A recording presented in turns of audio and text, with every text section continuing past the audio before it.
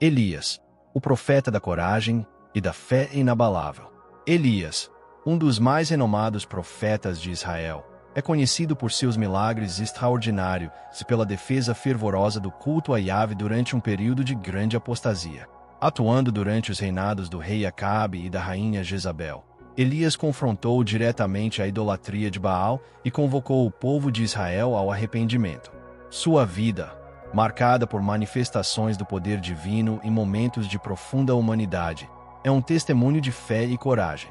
A narrativa de Elias, rica em confrontos dramáticos e revelações espirituais, continua a inspirar fiéis ao longo dos séculos, mostrando que, mesmo em tempos de crise espiritual, Deus sempre levanta líderes corajosos para conduzir seu povo de volta à verdade. Foi um tempo de trevas espirituais e decadência moral em Israel. O reino, agora dividido entre norte e sul, via o norte mergulhado na idolatria e na injustiça e sob o reinado de Acabe, um rei que não temia a Deus. Influenciado por sua esposa, a astuta e implacável Jezabel, Acabe levou Israel à adoração de Baal, um deus pagão. É nesse cenário de apostasia e desespero que surge Elias, um homem de fé inabalável e coragem feroz. Proveniente da cidade de Tisbe, em Gileade, Elias aparece repentinamente na narrativa bíblica como um raio rasgando a escuridão. Seu surgimento é marcado por uma declaração ousada. Tão certo como vive o Senhor, o Deus de Israel, a quem sirvo, não cairá orvalho nem chuva nos próximos anos, exceto mediante a minha palavra. Em Reich Shafentinem. Essa profecia não era apenas uma previsão, mas um desafio direto ao suposto poder de Baal, considerado o deus da chuva e da fertilidade. A coragem de Elias em confrontar Acabe era impressionante, pois tratava-se de um monarca que, junto com Jezabel, não hesitava em eliminar qualquer oposição. No entanto, Elias estava armado com uma fé que transcendia o medo humano. Ele sabia que sua missão era não apenas advertir Israel sobre as consequências da infidelidade, mas também revelar o verdadeiro poder de Yahvé. A seca que se seguiu à profecia de Elias foi devastadora. Sem chuva, as plantações murcharam, os animais pereceram e a fome se espalhou por todo o reino. Cada dia sem uma nuvem no céu era um testemunho silencioso do poder do Deus de Elias, e um golpe no prestígio de Baal. Contudo, para Elias, isso era apenas o começo. Sua jornada como profeta seria marcada por momentos de solidão e uma dependência profunda de Deus. Após declarar a seca, Deus ordenou que Elias se escondesse junto ao riacho de Querite, onde seria alimentado milagrosamente por corvos que lhe trariam pão e carne, manhã e noite. Esse período não apenas o protegeu da ira de Acabe e Jezabel, mas também fortaleceu sua fé e o preparou para desafios ainda maiores.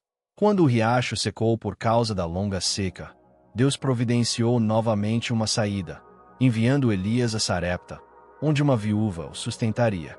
Esse período de intensa dependência divina e confronto direto com a idolatria em Israel foi crucial para estabelecer sua reputação como um profeta fiel e corajoso. Em Sarepta, fora do território de Israel, Elias encontra uma viúva pobre na entrada da cidade, como Deus havia prometido. A mulher recolhia gravetos para preparar a última refeição para si e seu filho, antes de morrerem de fome. Elias, demonstrando fé extraordinária, pediu-lhe água e, com ainda mais ousadia, um pedaço de pão. A mulher explicou que só possuía um punhado de farinha e um pouco de azeite, o suficiente para uma última refeição. Elias, porém, a encorajou. Não tenha medo. Vá para casa e faça o que eu disse. Mas primeiro faça um pequeno pão para mim e traga-o. Depois prepare algo para você e seu filho. Pois assim diz o Senhor, o Deus de Israel: a farinha da vasilha não se acabará e o azeite da botija não secará até o dia em que o Senhor fizer chover sobre a terra. Em Reich 13:13-14. Movida por uma fé desesperada, a viúva obedeceu. O milagre aconteceu. Dia após dia, a farinha e o azeite foram renovados milagrosamente, sustentando Elias, a viúva e seu filho. Essa intervenção divina não foi apenas uma demonstração de poder, mas também de cuidado com os mais vulneráveis. Deus escolheu uma viúva estrangeira para mostrar que seu amor e provisão não conhecem fronteiras. Durante esse tempo, formou-se entre Elias e a viúva um vínculo de confiança e gratidão. A presença do profeta em sua casa não trouxe apenas sustento material, mas também renovação espiritual. A história da farinha e do azeite tornou-se um poderoso testemunho da fidelidade de Deus em tempos de crise e da importância de obedecer à sua palavra. No entanto, um acontecimento ainda mais extraordinário estava por vir: a ressurreição do filho da viúva. Durante o tempo em que Elias permaneceu na casa da viúva em Sarepta, um milagre ainda mais extraordinário aconteceria, algo que testaria profundamente a fé da mulher e a confiança do profeta em Deus. Certo dia, o filho da viúva adoeceu gravemente. A doença se agravou rapidamente e, apesar de qualquer esforço, a criança acabou morrendo. O desespero da mãe foi devastador. Aquela que havia presenciado o milagre do pão e do azeite agora enfrentava a mais trágica das perdas: a morte de seu único filho. Tomada de dor e confusão, a viúva confrontou Elias, dizendo: "O que você tem contra mim, homem de Deus? Veio para lembrar-me do meu pecado e matar meu filho." Em Reis 17:18, Elias, comovido por compaixão e fé, tomou o menino nos braços e o levou ao quarto onde estava hospedado. Ali, clamou fervorosamente ao Senhor e se estendeu sobre o corpo do menino 3 vezes, suplicando: "Senhor, meu Deus, faze voltar a vida a este menino." Em Reis 17:21, essa oração foi muito mais do que um pedido por milagre. Era a expressão da total dependência de Elias em Deus e sua confiança absoluta no poder divino. Deus ouviu o clamor do profeta. A vida retornou ao corpo da criança. Elias, então, desceu com o menino nos braços e o entregou à mãe, declarando: "Veja, seu filho está vivo." Em Reis 17:23, a reação da viúva foi de júbilo e reconhecimento. "Agora sei que tu és um homem de Deus e que a palavra do Senhor vinda da tua boca é verdade." Em Reis 17:24, esse milagre não apenas confirmou o chamado profético de Elias, mas também reforçou a fé da viúva e impactou profundamente a comunidade ao redor. A ressurreição de seu filho revelou que o Deus de Israel não era apenas o Deus da natureza, mas também o Senhor da vida e da morte. Esse episódio é um dos momentos mais marcantes do ministério de Elias. Ele demonstrou o poder absoluto de Deus, a compaixão por aqueles que sofrem e o valor da fé inabalável diante da dor. Para a viúva, foi um divisor de águas espiritual. Sua fé, já fortalecida pelo milagre do sustento, agora se enraizava com uma profundidade ainda maior. A história nos lembra que, mesmo nos momentos mais sombrios, Deus pode intervir de forma surpreendente e redentora. O desafio no Monte Carmelo. Com o passar dos anos, a seca em Israel persistia. A fome e o desespero corroíam a população. A idolatria promovida por Acabe e Jezabel estava no auge. O povo de Israel estava dividido. Alguns ainda reverenciavam Yahvé, mas muitos haviam se voltado para Baal. Foi nesse clima de crise espiritual e social que Deus entregou a Elias uma missão decisiva: confrontar os profetas de Baal diante de toda a nação. Elias procurou Acabe e lançou-lhe um desafio público. Propôs um confronto direto entre os 450 profetas de Baal e ele próprio, o único profeta de Yahvé remanescente. O palco seria o Monte Carmelo, um local elevado e visível, escolhido estrategicamente para que todo o povo presenciasse o evento. Reunido o povo, Elias se dirigiu à multidão e lançou um apelo poderoso: "Até quando vocês vão oscilar entre 2 pensamentos? Se o Senhor é Deus, sigam-no. Mas, se Baal é Deus, sigam-no." Em Reis 18:21, diante do silêncio do povo, sinal de sua confusão espiritual, Elias propôs um teste. Seriam preparados 2 altares, um para Baal e outro para o Senhor. 2 novilhos seriam sacrificados, mas não seria aceso fogo. Os profetas de Baal invocariam seu Deus, e Elias invocaria Yahvé. O Deus que respondesse com fogo seria reconhecido como o verdadeiro Deus. Os profetas de Baal começaram cedo pela manhã, clamando freneticamente, dançando ao redor do altar e até se cortando, como era costume em seus rituais. Apesar de todos os seus esforços, não houve resposta. Nenhum fogo desceu. Elias, com ousadia, zombou deles. Gritem mais alto. Talvez ele esteja dormindo ou viajando. À tarde, Elias reconstruiu o altar do Senhor, que estava em ruínas. Usou 12 pedras, representando as 12 tribos de Israel, e cavou uma vala ao redor do altar. Ordenou que se derramasse água sobre a lenha e o sacrifício, 3 vezes, até que tudo estivesse completamente encharcado. O ato não só aumentava o desafio, mas simbolizava a purificação espiritual de Israel. Em seguida, Elias orou: Ó Senhor, Deus de Abraão, Isaque e Israel, mostra hoje que tu és Deus em Israel, e que eu sou teu servo e fiz tudo isso por tua ordem. Responde-me, Senhor, para que este povo saiba que tu, Senhor, és Deus, e que estás trazendo o coração deles de volta.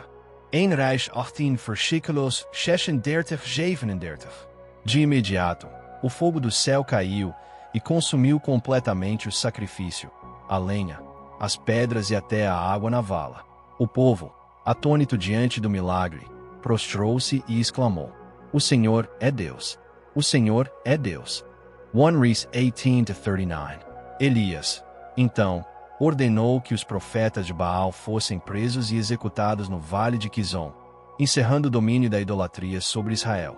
Essa vitória retumbante marcou o início de uma nova etapa espiritual para a nação. A volta da chuva e o poder da oração. Após o impressionante confronto no Monte Carmelo, em que o fogo de Deus consumiu o sacrifício de Elias e o povo reconheceu que o Senhor é Deus, o clima espiritual de Israel começou a mudar. Contudo, a terra ainda sofria sob a dura seca que castigava o povo há anos. Era necessário que a restauração espiritual fosse acompanhada de restauração física. Elias, então, voltou sua atenção para a necessidade urgente de chuva. Ele disse ao rei Acabe: Vá, coma e beba, pois já se ouve o barulho de muita chuva.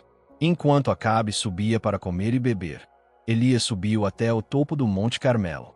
Ali, ele se prostrou em profunda humildade, com o rosto entre os joelhos, uma postura de total entrega e intercessão diante de Deus. Elias mandou seu servo subir e olhar para o mar, buscando um sinal de chuva.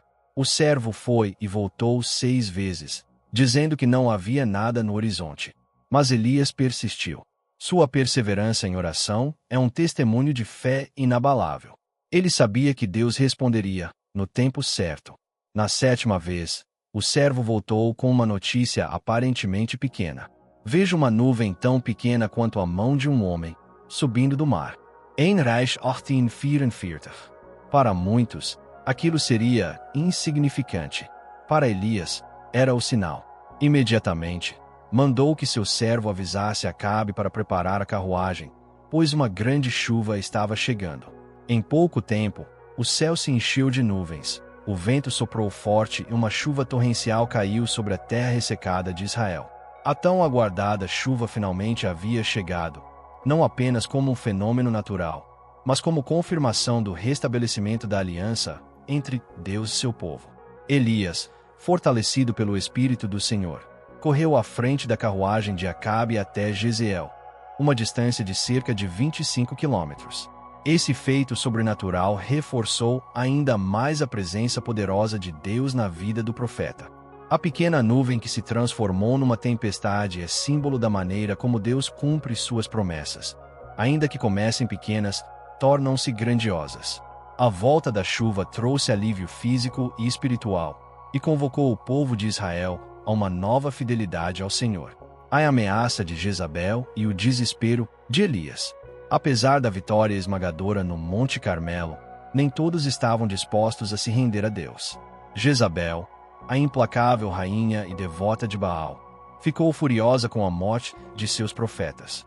Enviou uma ameaça direta a Elias: que os deuses me castiguem severamente se amanhã, a esta hora, eu não fizer com a sua vida o mesmo que você fez com a deles. 1 Reis 19:2.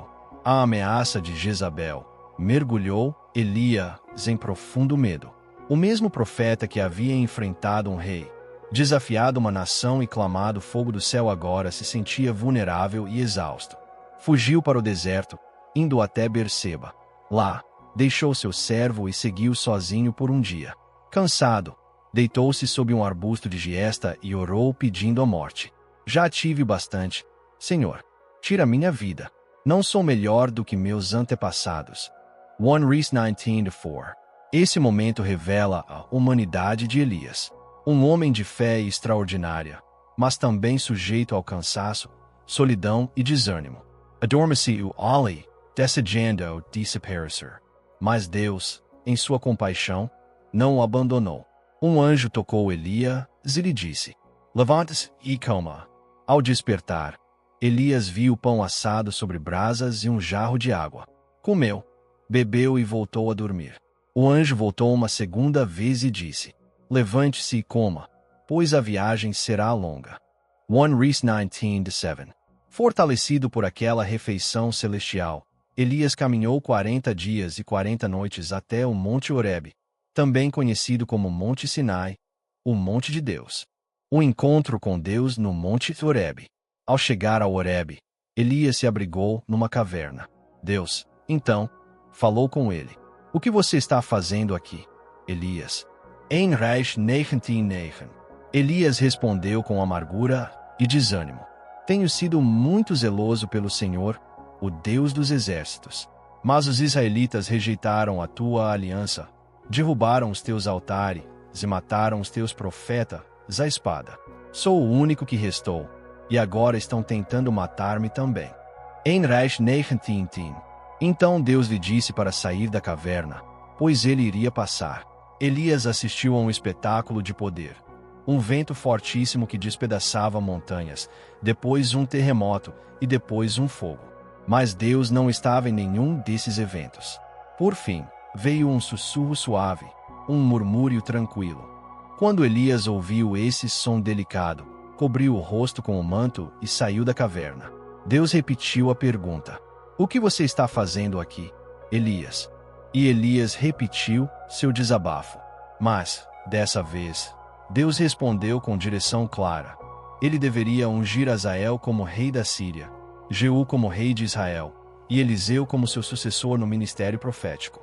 Além disso, Deus revelou algo que Elias desconhecia. Havia ainda 7.000 em Israel que não haviam se curvado a Baal, nem o haviam beijado. Elias não estava sozinho. Esse encontro mudou completamente o ânimo de Elias. Deus o renovou espiritualmente e lhe mostrou que sua obra continuaria, com ou sem ele. Elias saiu dali com um novo propósito e clareza de missão. O chamado de Eliseu. O legado continua.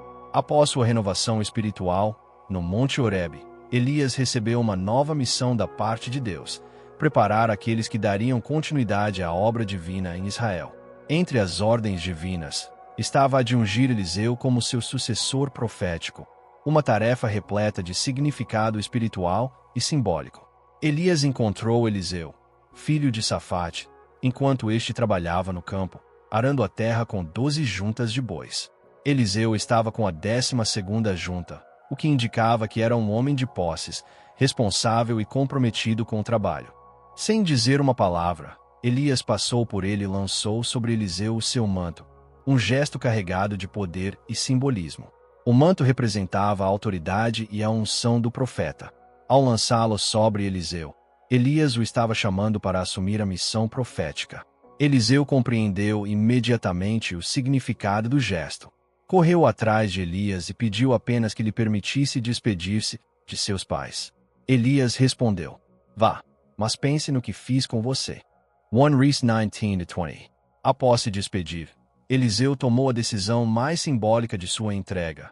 Matou os bois com que arava a terra, queimou os equipamentos e fez um banquete com a carne, que distribuiu ao povo. Com isso, ele rompeu totalmente com sua antiga vida. Não havia mais volta. A partir daquele momento, Eliseu passou a seguir Elias como seu servo, discípulo e aprendiz. Essa fase foi fundamental para sua formação. Caminhando com o profeta, aprendia a ouvir Deus, a agir com coragem e a preparar-se para a missão que viria. O chamado de Eliseu é uma poderosa lição sobre obediência, desprendimento e entrega total ao chamado de Deus. Ele nos lembra que seguir a Deus exige renúncia, mas também conduz a um propósito maior. A vinha de Nabote, justiça contra a corrupção. Durante o reinado de Acabe, um episódio chocante revelou a profundidade da corrupção e injustiça promovidas pelo rei e por sua esposa, Jezabel. Tudo começou com um desejo aparentemente simples.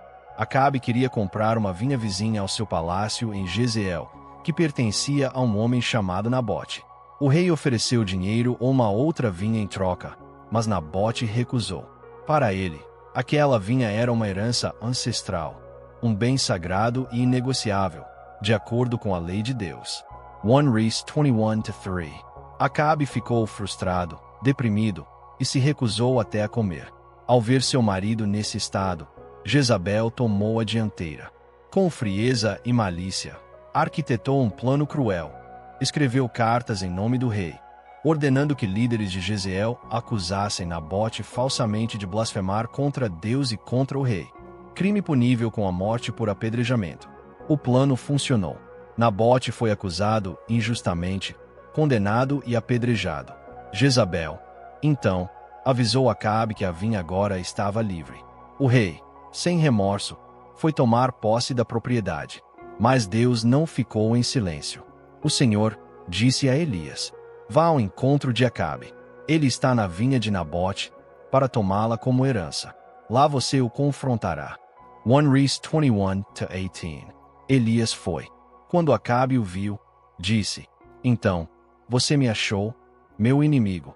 Elias respondeu com ousadia: achei sim, porque você se vendeu para fazer o que é mal aos olhos do Senhor. 1 Reis 21-20. O profeta então proferiu um julgamento severo.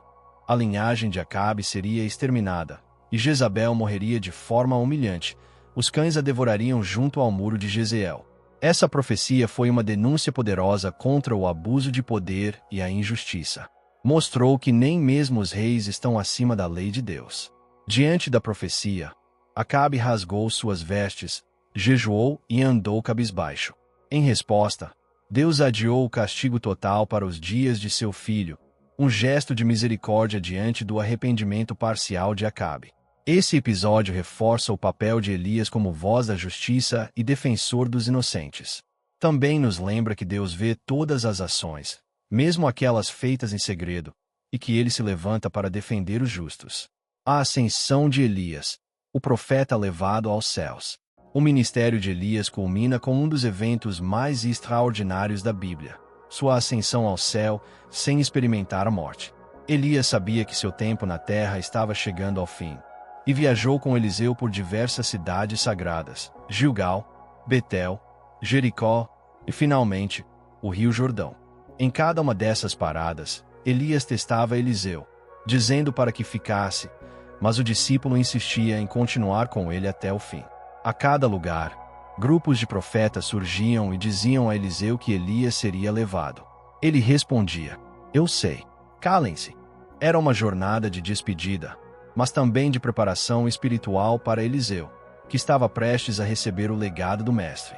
Chegando ao Jordão, Elias pegou o seu manto, o enrolou e bateu nas águas, que se abriram. Os dois atravessaram a pé enxuto, em um milagre que lembrava Moisés e Josué, símbolo da continuidade da atuação divina. Depois de atravessarem, Elias perguntou a Eliseu: o que você quer que eu lhe faça antes que eu seja levado? Eliseu respondeu com ousadia: quero porção dobrada do seu espírito. Elias disse: você pediu algo difícil, mas se me vir quando for levado, isso será seu. Enquanto caminhavam e conversavam, um carro de fogo com cavalos de fogo apareceu e os separou. Elias foi levado ao céu, num redemoinho. Eliseu, atônito e emocionado, gritou: meu pai, os carros e cavaleiros de Israel. 2 Reis 2-12. O manto de Elias caiu, e Eliseu o apanhou. Com isso, assumiu oficialmente o legado profético de seu mestre. Ao voltar ao Jordão, Eliseu repetiu o gesto, golpeou as águas com o manto, e elas se abriram novamente. Os outros profetas assistiam de longe e reconheceram: o exército de Elias repousa sobre Eliseu. O legado de Elias, um profeta para todas as gerações. Elias encerrou seu ministério de maneira extraordinária. não apenas por ter sido levado ao céu, sem experimentar a morte, mas por tudo o que sua vida representou para o povo de Israel e para os crentes ao longo dos séculos. Seu legado transcende o tempo, tornando-se símbolo de fé, coragem, justiça e intimidade com Deus. Ao longo de sua jornada, Elias enfrentou reis perversos, denunciou injustiças, realizou milagres impressionantes e, acima de tudo, permaneceu fiel à sua missão profética mesmo nos momentos de maior medo e solidão. Ele foi alimentado por corvos no deserto, sustentado por uma viúva pobre, ressuscitou um menino, chamou fogo dos céus e orou até que as chuvas voltassem à terra seca de Israel. Em tudo, demonstrou total dependência de Deus. Mas Elias também foi profundamente humano. Sentiu medo, fugiu, desejou a morte e chorou em desespero sob uma árvore no deserto. Esses momentos revelam que até os maiores servos de Deus enfrentam fraquezas. E é justamente aí que reside uma das maiores belezas da história de Elias. Ele nos ensina que a grandeza espiritual não exige perfeição, mas entrega sincera, perseverança e fé viva. No Monte Horebe, quando Deus não se manifestou no fogo, no vento ou no terremoto, mas sim em um sussurro suave, Elias compreendeu que a presença divina nem sempre se revela em manifestações espetaculares. Às vezes, ela está no silêncio, no coração quebrantado e na alma que escuta. Essa lição é vital para qualquer pessoa que deseja ouvir a voz de Deus em meio ao barulho do mundo. Outro aspecto profundo do ministério de Elias é o discipulado. Ao lançar seu manto sobre Eliseu, Elias mostrou que a missão não termina com um homem só. O chamado de Deus continua através das gerações, por meio de servos dispostos a sacrificar tudo para segui-lo. Eliseu, ao pedir porção dobrada do espírito de Elias, não queria apenas repetir seus feitos, ele desejava dar continuidade e expandir a missão de seu mestre com ainda mais zelo e fidelidade. A sucessão de Elias para Eliseu simboliza um princípio eterno. Deus sempre prepara novos líderes. Mesmo quando sentimos que estamos sozinhos, como Elias se sentiu em certos momentos, o Senhor já está levantando outros 7.000 que não dobraram seus joelhos a Baal. A obra de Deus nunca para. Elias também se torna figura escatológica no imaginário judaico e cristão. No livro de Malaquias, está profetizado que Elias voltaria antes do grande e terrível dia do Senhor. Malaquias 4:5. Por isso, muitos judeus esperavam, e alguns ainda esperam, o retorno literal de Elias como precursor do Messias. No Novo Testamento, Jesus afirma que João Batista veio no espírito e no poder de Elias, cumprindo essa profecia de forma simbólica e espiritual. Lucas 1:17. Elias aparece ainda na transfiguração de Jesus, ao lado de Moisés, representando os profetas e testificando sobre a identidade divina de Cristo. Sua presença ali mostra que Elias continua sendo uma figura de autoridade espiritual, alguém que não apenas profetizou, mas viveu tão próximo de Deus que foi levado diretamente aos céus. Seu legado continua ecoando em cada pessoa que se levanta contra a injustiça, que permanece firme mesmo em meio à oposição, e que escolhe obedecer a Deus acima de tudo. A história de Elias desafia os fracos a serem corajosos, os tímidos a proclamarem a verdade, e os cansados a encontrarem renovação no silêncio do Senhor. Ao olhar para a vida de Elias, somos chamados a viver com intensidade espiritual, conscientes de que Deus usa homens e mulheres comuns para realizar coisas extraordinárias. Somos lembrados de que em tempos de escuridão e confusão, Deus sempre levanta profetas, vozes que apontam o caminho de volta para Ele. Agradecemos de coração por assistir até o fim. Se essa narrativa te abençoou, pedimos humildemente que nos apoie curtindo o vídeo e compartilhando com quem também pode ser tocado por essa história. Inscreva-se no canal e ative o sininho para não perder os próximos vídeos sobre outras histórias poderosas da Bíblia. Tem vídeo novo no canal todos os dias. Queremos muito saber sua opinião. Comente abaixo o que mais te impactou nesta história sobre Elias. Obrigado por assistir. Que Deus te abençoe abundantemente. Amém.